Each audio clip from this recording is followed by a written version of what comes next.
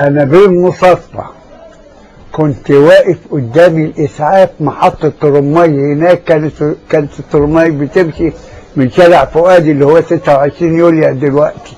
فانا واقف على محطه الترمي، بصينا لقينا الاسعاف داخله، عربيه اسعاف داخله على مقر الاسعاف، على مدخل الاسعاف على طول.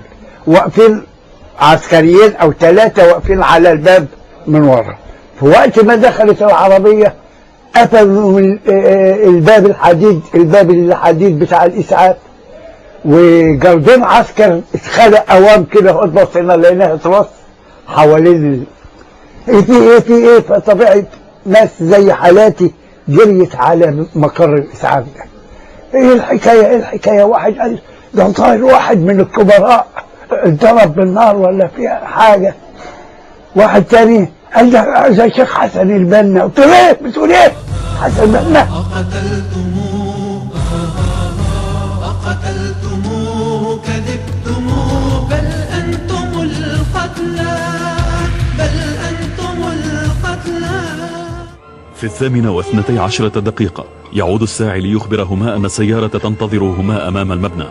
يخرج حسن البنا ومعه عبد الكريم منصور يرافقهما محمد اللاثي ليودع الشيخ. كان المشهد في شارع الملكة نازلي مختلفا بعض الشيء. أعمدة الإنارة مطفأة، لا أثر لعربات الترام، هدوء غير معتاد في هذا الشارع الحيوي. لاحظ عبد الكريم منصور وحاول أن يلفت انتباه الأستاذ البنا إلى ذلك، فابتسم له غير مبال بتوجسه. لم ينتبه أحد إلى السيارة السوداء التي كانت تقف إلى الجانب الآخر من الطريق.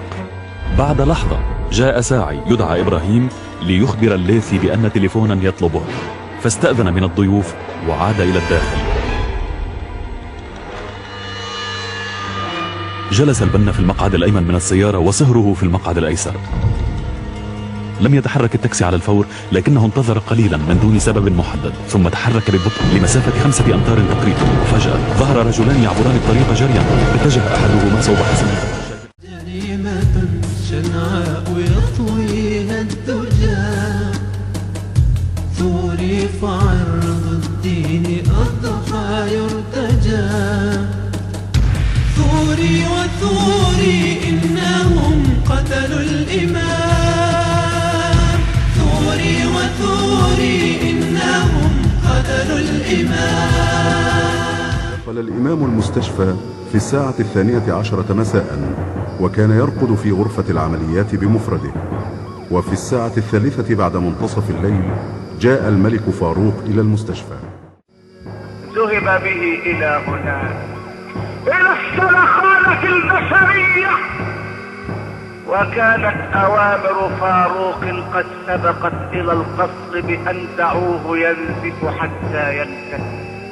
جريمة شنعاء يطويها الدجى، ثوري فعرض الدين أضحى يرتجى. وقد قام بتغسيله والده وحده، وكان معه في المنزل والدته وأخته فاطمة زوجة عبد الحكيم عبدين، وأخته فوزية زوجة الأستاذ عبد الكريم منصور الذي أصيب معه في الحادث، وأبناؤه أحمد سيف الإسلام ووفاء زوجة الأستاذ سعيد رمضان، وثناء وهالة ورجاء. أما استشهاد فكانت لا تزال في بطن أمها، والوحيدة التي كانت من خارج البيت أو الأسرة هي فاطمة محمد عبد الهادي زوجة الشهيد محمد يوسف هواش بعد ذلك، والتي استطاعت أن تخترق الحصار حتى وصلت البيت مع النساء اللواتي حملن النعش حتى خارج المنزل. ومنع الجميع من الخروج أو الذهاب إلى المقبرة، حيث استلمه الجنود والمباحث منهم لدفنه بواسطتهم دون حضور أحد من الإخوان أو الأهالي أو الأقارب أو تقبل العزاء بعد ذلك، بل وفرضوا حراسة على قبره حتى لا يزوره أحد. ورثى والد الشهيد حسن البنا ابنه عقب الانتهاء من دفنه فقال: وأتمثلك يا ولدي وأنت صريع، وقد حملتك في الليل مسفوكا دمك، ذاهبة نفسك، ممزقة أشلاؤك، هابت أذاك حيات الغار، ونهشت جسدك الطاهر حيات البشر.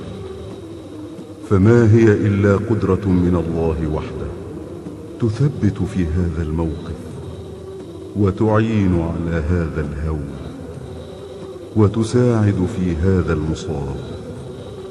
فأكشف عن وجهك الحبيب فأرى فيه إشراقة النور وهناءة الشهادة، فتدمع العين ويحزن القلب، ولا نقول إلا ما يرضي ربنا عز وجل: إنا لله وإنا إليه راجعون. وقوم يا ولدي على غسلك وكفنك، وأصلي وحدي من البشر عليك، وأمشي خلفك أحمل نصفي ونصفي محمول، وأفوض أمري إلى الله، إن الله بصير بالعباد. أما أنت يا ولدي فقد نلت الشهادة التي كنت تسأل الله تعالى في سجودك أن ينيلك إياها، فهنيئا لك بها. أقتلتموه أقتلتموه كذبتموه، بل أنتم القتلى، بل أنتم القتلى، بل أنتم القتلى. وأما ذكره حي بلا فكر يجود، وروحه في الجنان ثنان. أيها الإخوان، آمنوا بالله واعتزوا به وتوكلوا عليه ولا تخافوا غيره. تخلقوا بالفضائل والأخلاق واعتزوا بذلك. أقبلوا على القرآن تتدرسونه، وعلى السنة المطهرة، وكونوا عمليين. تحابوا فيما بينكم، واحرصوا على رابطتكم فهي سر قوتكم. واثبتوا، اسمعوا وأطيعوا لقيادتكم في العسر واليسر والمنشط والمكره، فهي رمز جهادكم. وما كانت 1000 خطبة وخطبة ولا 1000 رسالة للفقيد الشهيد لتلهب الدعوة في نفوس الإخوان كما ألهبتها قطرات الدم الزكي المهراق. إن كلماتنا تظل عرائسا من الشمع، حتى إذا متنا في سبيلها دبت فيها الروح وكتبت لها الحياة.